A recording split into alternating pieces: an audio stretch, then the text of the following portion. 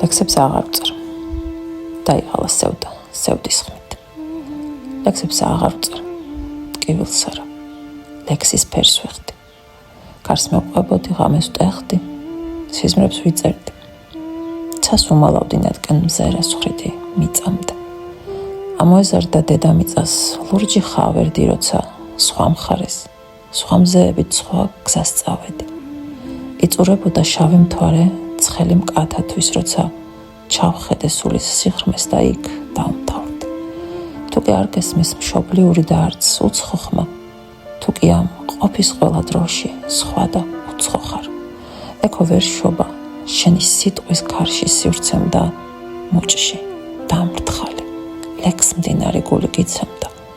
სხვანაირია მაშინ შენი ფიქრის აღქმის ხმა, პოეზიიდან გადმოსული ბასრი დარდი ხარ.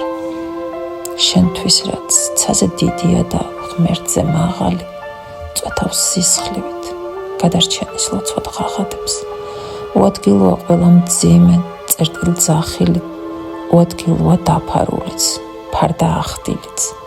ანიცხოვრიან სტრიქონ მოკვდი ბოლომდე. თუ პოეტი ხარ, სიხარულსაც უნდა გლოვობდე. და გიხაროდეს, როცა შენი დგება აღდგომა. თუ პოეტი ხარ, სამყაროში მუდამ მარტო ხარ. ყველა ფიფკი ხარ, რაც ოდესმე თეთრად გათოვდა.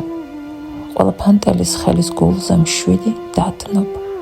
ყველა წვეთი ხარ, რაც სამყარო მიწას აწვიმა. ყველა ამბავი ავდარში თუ დარში რაც ითქვა.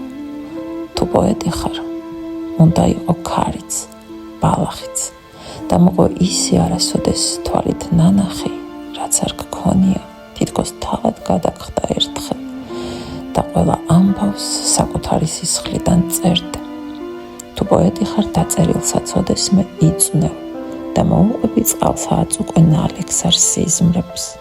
თუ პოეტი ხარ, ნუ ღარ დაწერ, ნუ ღარ მოკვდები, ქოთანში ჩარგე, აყვავილი თოთო სიტყვა.